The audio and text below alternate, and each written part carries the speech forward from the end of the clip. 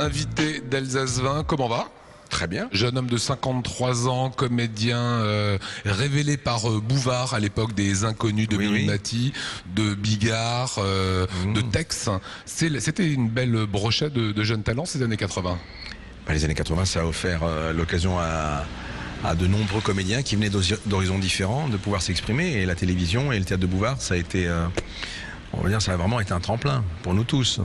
C'est un livre, je reviens me chercher d'abord, qui a un titre très étonnant. Je reviens me chercher, ça veut dire? C'est pour moi le parcours d'une enfance un peu ballottée, avec un point d'interrogation. À savoir, voilà, j'ai appris à 11 ans que j'étais un enfant adopté. Je l'ai appris d'une manière assez brutale. C'était à l'école la maîtresse qui, moi, turbulent, m'a tiré par les oreilles et m'a dit: tu devrais bien travailler à l'école parce que est-ce que tu sais que tes parents, ce ne sont pas tes parents? Et là... Qu'est-ce que vous faites à ce moment-là? Vous allez voir vos parents, vous avez qu'une envie, c'est de savoir? Oui, là, il y a c'est une grosse boule de pétanque qu'on avale. Puis on rentre chez soi, on met un quart d'heure normalement pour faire le chemin des écoliers, et là on met 2 heures, plus de 2 heures, et on s'interroge à chaque feu rouge: est-ce que je rentre, est-ce que je ne rentre pas, est-ce que j'y vais, est-ce que j'y vais pas? Puis j'y étais, puis j'ai rien dit. Donc mon père est décédé, mon père adoptif est décédé en ne sachant pas que je le savais. Alors donc j'ai besoin de chercher, besoin de savoir.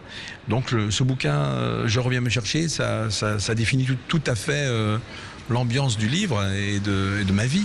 Il y a Germaine B qui apparaît à un moment. C'est un nom comme ça qui... Germaine B a été très importante pour moi, puisque c'est peut-être la seule personne qui m'a recueilli quand j'étais môme à un jour, et qui a dû certainement voir ma mère.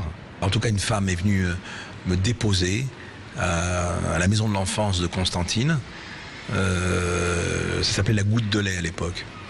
Et de là a démarré cette belle histoire qu'est ma vie. Alors je suis resté 2 ans à Constantine, et puis un beau jour, une bonne sœur, vu qu'à Paris il y avait des parents adoptants qui voulaient donc un petit enfant, et cette bonne sœur est rentrée dans l'orphelinat, et puis elle a pointé son doigt sur moi. Vous en voulez à vos parents de ne pas vous l'avoir dit? Oui, il y a un manque. Et en faisant l'acteur, ça m'a permis de colmater la brèche. Mais ce bouquin, c'est plein d'amour.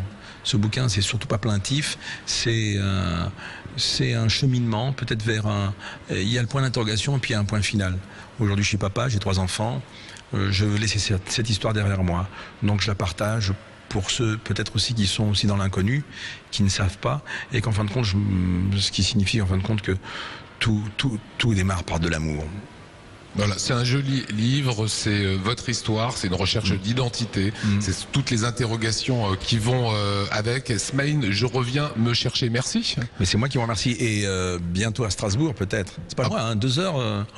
2h20. 2h20 Ouais. Peut-être acheter je sais pas moi, une petite maison ici, non? Un petit pied-à-terre. C'est un pied-à-terre à Strasbourg. Bon, tu peux nous lancer la météo en regardant la caméra? En regardant la caméra? Ouais. Eh bien aujourd'hui, il va faire très haut. Voilà, comme ça, je sais pas. Non, il va faire très beau. De toute manière, quand on sourit, il fait toujours beau. Salut.